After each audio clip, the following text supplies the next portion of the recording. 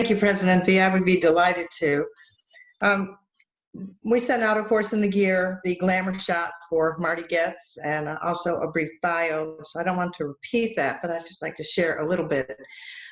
When I came to Jacksonville from Chicago about 1,000,000 years ago to work at St. Vincent's, there were only two things I really knew about Jacksonville. One was that it was in Florida, and the other because I worked for what was then called the Joint Commission on Accreditation of Healthcare, the Joint Commission, the biggest accrediting body for healthcare in the U.S.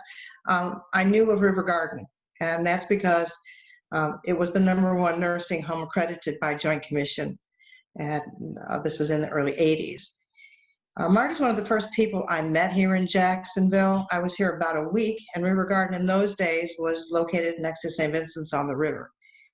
In his time in Jacksonville, he's done a tremendous job moving the location from Riverside to Mandarin, growing the organization, getting nonstop presidential gold seals for the quality of care, having the best nurse staffing ratios in the city, and delivering excellent care. Marty's going to talk to us today about really the difficulties of that business, that line of work right now. As we all know, a lot of us have read Jerry Hank's wife, Bobby, her letter and the hardships, and he's going to talk about that. Marty is really used to hardships, I think, from the time he was in college. Marty shares that he was a math major at Kent State University, and then spring happened and the National Guard came in, and as a freshman, he was unfortunate enough to witness the horrible things that happened during that time.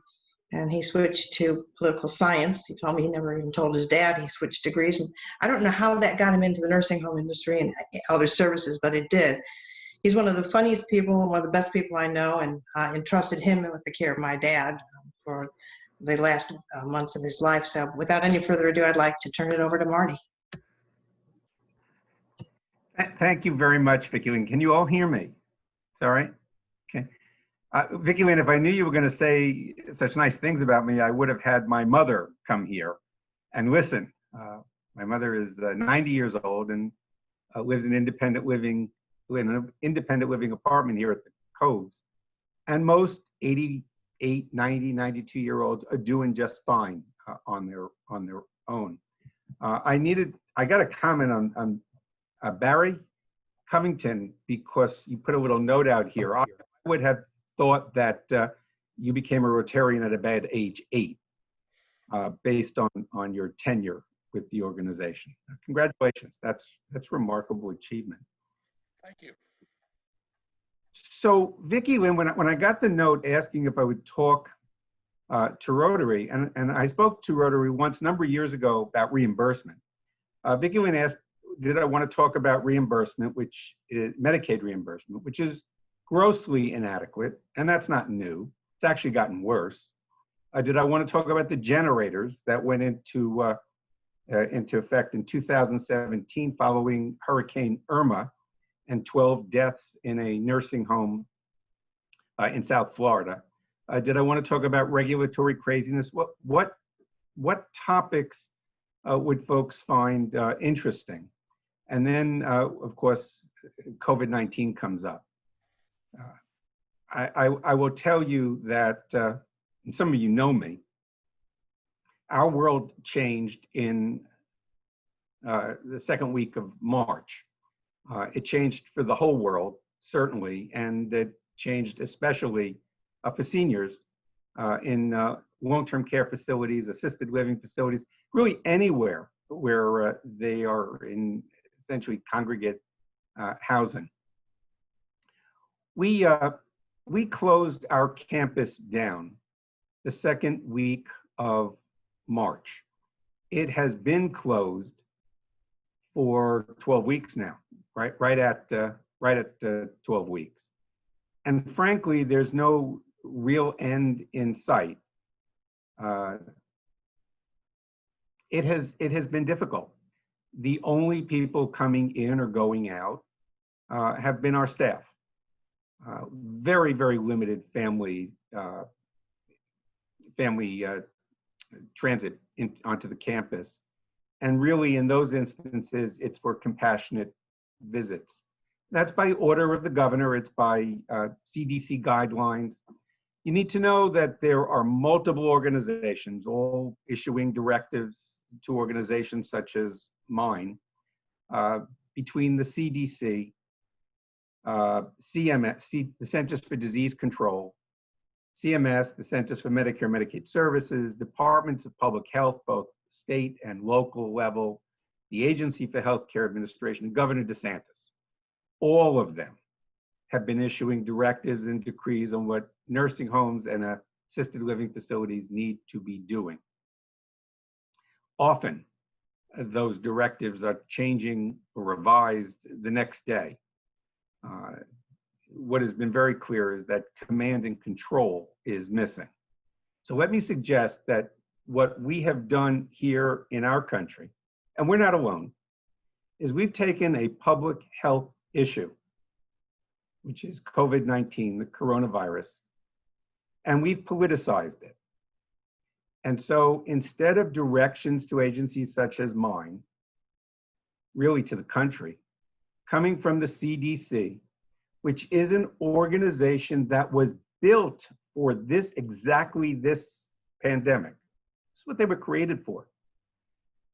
It's coming from everywhere. People are stepping on one another and along the way issuing directives and instructions that are confusing and sometimes worse. I'm going to give you an example. In New York, which has unquestionably been the epicenter in our country for illness and death, Governor Cuomo, who I actually like quite a bit, issued a directive to nursing homes that they must take COVID-19 patients. And so they did. And then illness erupted in those facilities. There are some in the New York area that have had 70 and 80 deaths. I mean, the numbers are dramatic. And some of them, frankly, are Jewish homes. Now comes an order changing that, right? And telling nursing homes they can't take these folks. And now the public is accusing the nursing homes of taking people. Now the governor has said, you've been taking people that you haven't been equipped to serve. And he's right there too.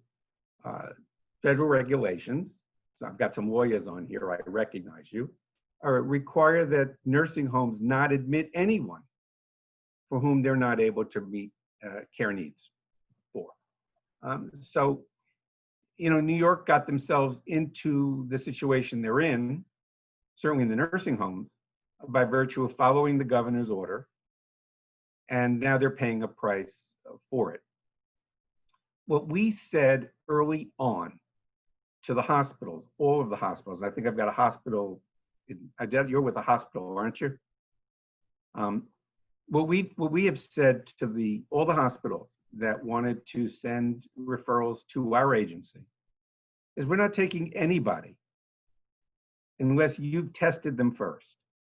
And in the early months of this pandemic, test kits were in very short supply. And so they were screening their patients, but not testing them. And we didn't take anybody. I mean, right now at River Garden, I have 30 empty beds here. We're on target to have almost a $3 million additional shortfall attributable to this pandemic. What we have said to everyone on our campus, and we also have 80 units of independent living, independent housing. My job now is not to make you happy. It's to keep you alive. We have said that to everyone living on the campus. We've said it frankly, to our community. We've been very judicious in communicating with the community what's going on the campus. Last week, 600 people were tested for COVID-19. All of our staff, all of our residents in the nursing home and members in independent housing, literally everybody. And just about all of the results have come back. The nursing home remains negative for everybody. And we had one individual in our apartments who tested positive, but has been asymptomatic. And that individual is in isolation with a caregiver and will stay that way for, I believe it's 14 days.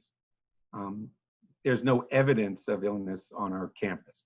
We have communicated just that to our community from the very beginning of the pandemic. One of the raps that nursing homes get is that we don't communicate particularly well, that we haven't been forthright with the communities we serve. It is something we are keenly aware of, not just in my facility, but I think in the field. I want to believe my colleagues feel similarly.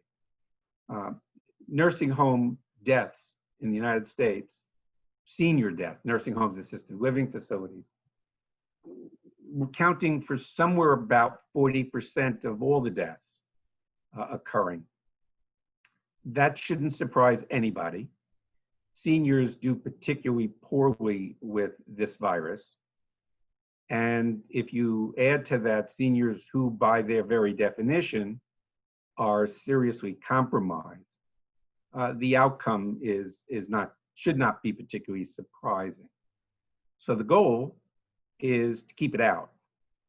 And we've worked hard at doing that. And there's no guarantee we're going to continue to be successful at it, but we are going to continue to stay focused on it. So you cannot come onto this campus now without being screened. You have to pass a screen, including a temperature check. All of our residents are having their temperatures taken twice a day. We're also doing a pulse oximetry check on nursing home residents daily, twice daily. Everyone living in independent living is also having their temperature checked. We're holding this thing very tightly. Visitors continue to be denied entry to our campus. And we've essentially created a closed society. I had somebody write me recently saying, now I know what it must be like in North Korea. It's difficult. It is challenging. And with no end in sight, really, it is especially challenging. My agency, and it's not just River Garden, these are social welfare organizations. We depend upon contact with people. And for the last 3 months, that has been severely limited. Within Florida, there are over 400,000 people who the governor has ordered tested for COVID-19. That would be anybody living in or working in a nursing home or an assisted living facility. Just to give you some sense of that, the scope of that, beyond the number of the 400,000, there's roughly 3,000 assisted living facilities in Florida, and there's almost 700 nursing homes. Sorry.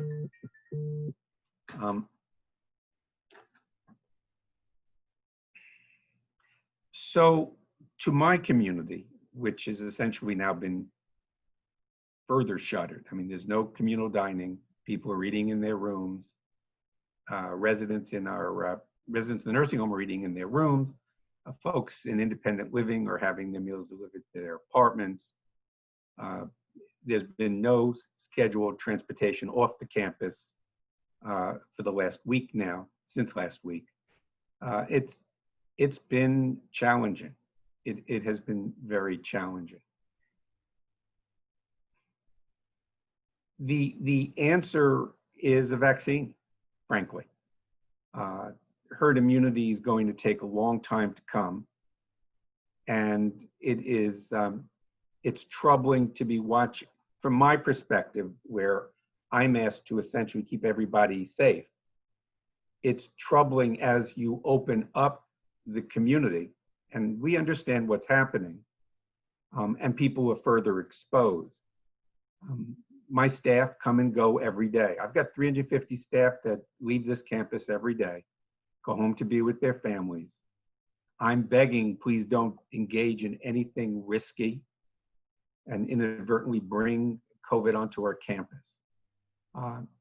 And as activity picks up in our community and around the state, that concern continues to grow.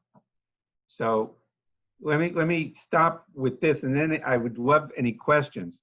Nursing homes have never had a good reputation. I cannot remember when nursing homes had a good reputation, and I'm here 42 years. What was bad is now worse. What was bad is now worse. Nursing homes have had a very challenging time dealing with the most transmissible virus I've ever experienced. I'm certainly not alone there. And it has been really difficult. If hospitals have been challenged, and they clearly have, in managing the virus, that nursing homes, frankly, have done as well as they are doing now is quite remarkable. So that's where we are. We're 12 weeks into this on our campus and really around the state. There's no particular end in sight, although we are working to loosen up restrictions. I need to tell you that. We have to. There's going to be insurrection on this campus, a riot on this campus, if we don't. I just don't know when that will occur. And we're not alone. We're not alone. Can I take any questions at all? Yes, you have one question in chat, Marty. Oh. And it is, if it takes until next June for a vaccine, what will nursing homes do? How do you get to normal if this becomes a fact of life for a long time? Yeah, I'm hoping there is a vaccine before next year, although I'm not particularly hopeful. We are adjusting to a new normal here. We have to find a way to open. I'm sorry, that was my timer to tell me not to talk. We have to find a way within our facility, I'm not alone, in creating a balance so that families can have access beyond Zoom or FaceTime, or there's a couple other tools that our staff are using, so that they can get together without any significantly enhanced risk. The current situation is not tenable in the longer run. I will, let me say this. Nobody wants to go to a nursing home. It's been 30 years since I've had a senior wake up and say, you know, I think I want to go live in a nursing home. That doesn't happen. People come into facilities such as mine because they need the care. And the lengths of stay are not what they used to be. Lengths of stay are not measured in years and years. The average length of stay in Florida now in a nursing home is about 1.5 years. And maybe even a little less now. And most of the admissions to nursing facilities are post-acute short stay care. I can tell you that I don't see this getting significantly better anytime in the near future, absent a vaccine. Seniors are seriously at risk, and so the goal is to keep it out as secondary to having to manage it here. I will also tell you, just so you are aware, we've created, and we're not alone. This is what we have now done is not uncommon in nursing homes. We've taken a unit and we've closed it off. Literally closed it off. It's not accessible. It's sealed. It's available for anyone on the campus, any resident on this campus who becomes ill with this suspected virus would be moved to that unit. And so we would be looking to very quickly, pull the individuals from the environment and get them isolated onto this unit. You also need to know, and here I want to say something positive about the Agency for Healthcare Administration. They have visited every nursing home and assisted living facility in the state of Florida, including mine. They've done an inspection. They've focused on our infection control. They've looked at, are we prepared for someone who might present with the virus? And they've done it in a comprehensive manner. We've been impressed. But the shorter answer to your question, to the question B, is it's from day to day now. It really is. So we have a few more questions here. That one, the first one I gave you was from Steve Madden. Jay has sent some questions to me that he says, Marty, for those of us with parents you take care of, thank you. What is current state of state orders on nursing homes, and what will next steps from state be regarding, it looks like, regarding nursing homes? Will you follow state or impose your own guidelines? That's a very good question. Is that coming from Jay? Yes. Got another one. So we have been following. Actually, we were ahead of it, frankly. The requirements to limit access to the facility and to engage in screening. I happen to have a picture of the Secretary of the Agency for Healthcare Administration, Mary Mayhew, who visited us very early in March, being screened at our guardhouse and having her picture taken. She was smiling while it was occurring. There is a list of names at the guardhouse, and before you get in, you have to have your name on that list and be able to provide an ID badge, something like this. But to directly answer Jay's question, our intention will be to continue to follow the governor's directions and the directions of the CDC. Frankly, if I'm going to stay on any guidance, it will be from the CDC, because it really is the gold standard for the field. It really is. To the extent that they also have been politicized in this crisis is sad. Yes, we are prepared to vary from the guidance if we find it is appropriate to do. Okay. So, have you lost a lot of staff because of the stress and the threats of possibly getting the illness, angry families, or upset residents? That's another very good question. Actually, I've been really impressed. Folks have been very complimentary. We have been sending out periodic email messages to our community, and there's like 14,000 people that are getting them. Perhaps some of you. Folks know what's going on the campus and what our status was. So no, for the most part, people have been very complimentary. They're grateful that we've kept them well, safe, and that has been our goal. We can't hold this position of essentially solitary confinement indefinitely. It's just not tenable. People are starting to chafe, including people that Jay probably knows. And believe me, they're not alone there. We're working on it. We have a committee that has been formed. If you want to see something take forever to get done, form a committee. But But I put our medical director, who's a full-time individual on the staff here, and one of our nurses who is our infection preventivist in charge of it, and helping to structure what do we need to do so we can begin to open things.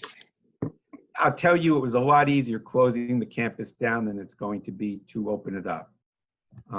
But we recognize that we need to take some steps to some of the isolation that's associated with essentially restricting families from the campus. It's really, that's probably the single most difficult thing for us. We have not lost any staff around COVID-19. We haven't furloughed anybody either. We have 30 empty beds here. We are participating in the federal payroll protection program, and we have received some financial support from HHS to account for the Medicare work that has disappeared. Is that helpful?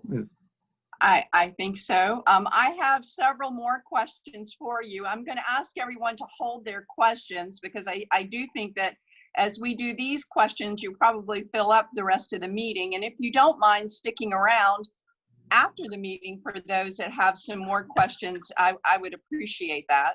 Sure. Sure. So let's see. We know a vaccine is a ways off, and even then will not change things overnight. So are there any markers short of a large percentage of society being vaccinated that will change things for the nursing homes? I need Dr. Fauci for that. I honestly don't know. I honestly don't know. I have not allowed myself to take the longer view in any serious way because it's too frustrating. We've been looking at this really, I would say day to day, but really week to week. We've just completed testing. I am confident there will be more testing. You know, the governor ordered that all of these providers be tested in over a 2-week period. We're now going into the 6th week and it's not done. It's been very, very challenging and frustrating, frankly. I talked about the lack of a centralized control here. Instructions come out of Tallahassee, but each one of the health departments in the counties doing it differently and are implementing things differently. It's been very frustrating. This pandemic, this virus does not know geographic boundaries, and each of the states doing their thing is probably not the best way to have approached this. Okay. So with hurricane season upon us, how would you handle an evacuation order with the COVID virus lock-in, shelter in place? Now that's an excellent question. You need to know that ACA has been all over that one for the last, well, since about a week before June 1st. So there were only probably a handful or 2 nursing homes that have not yet met the 2017 legislation around generators. So for the most part, the generators are not a big problem, I don't believe, in Florida, although ACA is busy checking on that too. So River Garden is not in an evacuation zone, thank God. We are not in an evacuation zone, so our plan calls for us to shelter in place. As a result of that, we would not be looking to leave the campus. If we were, and for those facilities that are at the beach or in low-lying areas, they have had to adjust their plans, every one of them, to account for moving residents, patients, and keeping the proper social distancing, masks, and PPE in place. So virtually everybody has had to adjust their plans, including us and we're not leaving the campus. So that's the plan. We don't need hurricanes this year. No, we don't. No, we don't. So what are you doing to help connect the residents who have trouble using computers or even phones to connect with families? I've been shocked by how many people have become quickly proficient with iPads, FaceTime, Zoom. I had never used Zoom before this thing started. River Garden now has a boatload of Zoom accounts. Workers, activity folks, we're using them throughout the day. We're fortunate because the entire campus is wireless and it's easy for folks to access. My 90-year-old mother, who lives in independent living, does a Zoom with her grandchildren every Sunday afternoon, and they're having a cocktail hour. It's jealous, actually, they haven't invited me. We have also reached out to every family so that they're in touch with their loved ones here. The isolation is of serious concern. So what is the possibility of providing 100% in-home services? Help me understand what that means. So Tom, do you mind unmuting yourself so you can ask this question? Sure. Thanks for taking the question.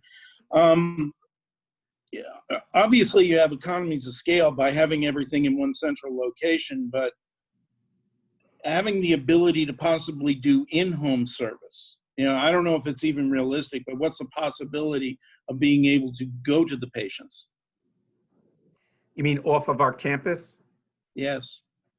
Off of our campus. So, so I will tell you, as the pandemic started, we shut down an adult day program that we've had for 15 years.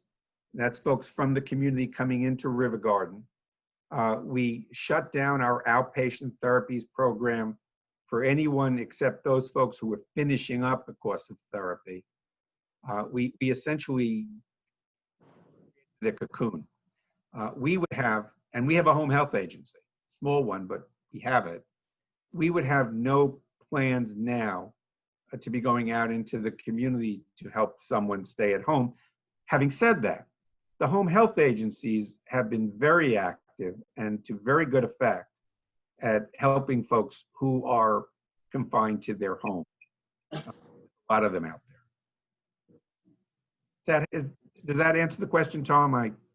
It does, and I didn't think it would be realistic. I could only imagine about the logistical challenges, the financial challenges. I sit here and I look and I go, how do you control all of this in this crazy environment for an unknown period of time going forward? I don't envy the situation you're in. Yeah, so I will tell you, I'm 69 years old. I'm really at the end of my career. This is not how I was expecting to wrap things up. I think I shared that with Vicki Lynn at one point. We are, we circle back to something I said earlier. We have said to everyone, our job now, the staff's job now, is not to make anybody happy. That would be nice, but that's not our goal. It's to keep people alive, keep them healthy, to keep them well. And we're going to do everything we possibly can to make that happen. It's just been really tough. The president couldn't keep coronavirus out of the White House, and they're testing everybody every 20 minutes. What do you want the nursing homes to do? There's a reality test here. And to some extent, we have been lucky, and we know it. We've been careful, but we've been lucky. It's something you want to try to keep out. I need to let you know, by the way, the CDC, beginning in May, is requiring nursing homes to report at least weekly on COVID-19 in their facilities. And we've been doing that since I want to say the second week of May.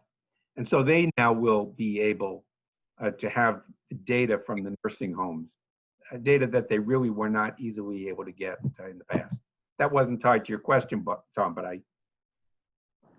So earlier. So I have another question here for you. What is your practice for residents that are passing away? Are family members allowed to see their family member? Yes, they are. That's good. They are screened we have a guardhouse, but they're screened at the entry to the campus. They're issued a mask. They have to put that mask on from the time they get onto the campus. They'll come into the facility. They go to their family member's room, and they can be in the room. Yeah. And the regulations do allow for that. Okay. So I have gotten to all the questions. So if any of you have a question you would like to ask, please unmute yourself and ask the question. I think we have time for one, maybe two more questions.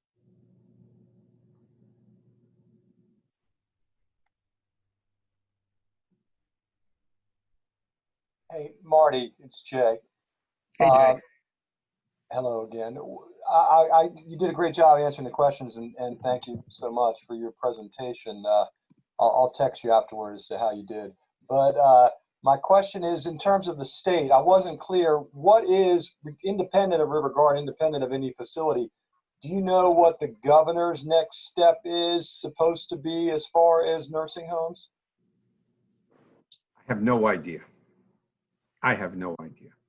I can tell you that in New York, after Governor Cuomo experienced what he did, nursing home residents and staff are being tested twice a week. I have colleagues who are being tested twice a week. We are just coming off of the first testing. I am confident there will be more. But to directly answer your question, I have no idea. This is where I get myself in trouble, Vicki Lynn. All right. I don't think they know either. I think they're making this stuff up as they go along. I think one department will issue something and then the next one will say something else. And on the third day, they have to revise it. That has been the history certainly for the first 6 or 7 weeks of this. To some extent, it still continues. There is no centralized command and control. And really that's what's missing, has been missing. Maybe it's now. And you know, they recognize that there's a lot of seniors in Florida. There's a lot of seniors in nursing homes and assisted living, such as codes. And they know that this virus gets hold in these places, that the outcomes are not good. They don't want that to happen.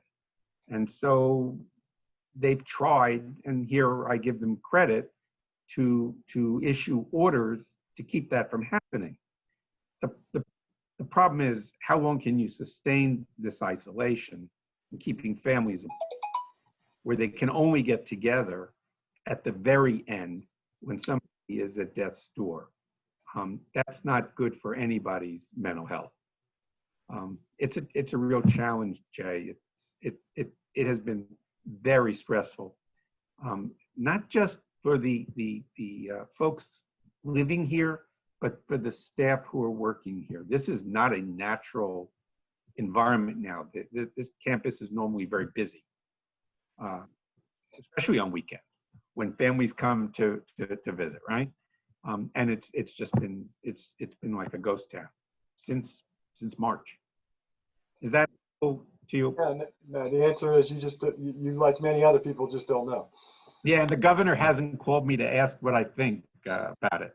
I can tell you I can tell you that there are folks, there are some folks who are working on that. Some of the associations are working on that in an effort to, so what does it look like as we need to open these campuses back up? Lee here with a question.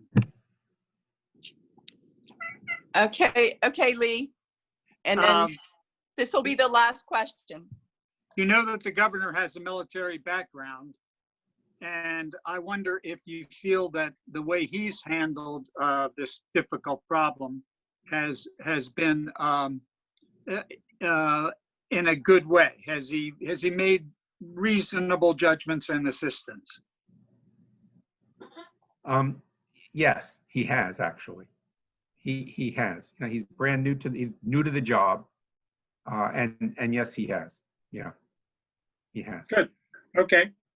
So Okay, and then, I was asked a question about drive-bys, yes, and it came up on the screen here. I'm not quite yes. disappeared.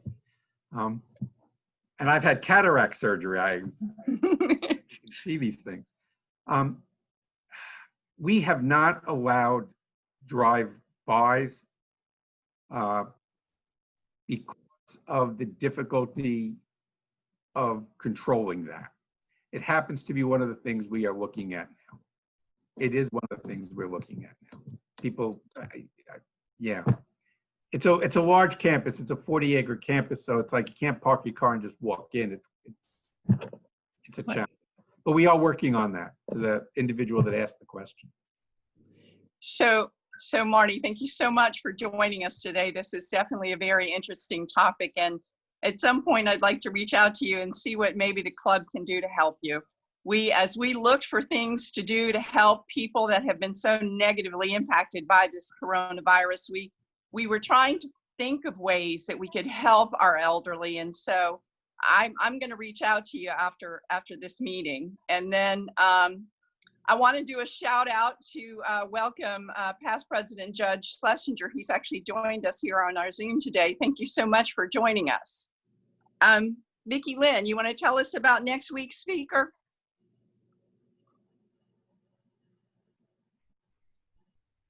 You're muted. You're not going to mute Vicki Lynn. There we go.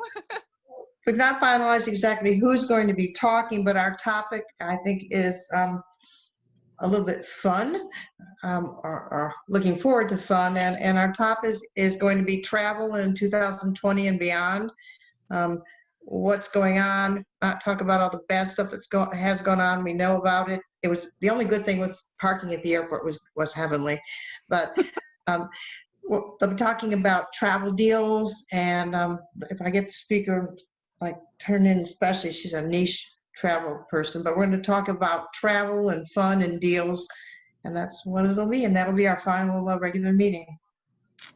Thank you, past President Vicki Lynn.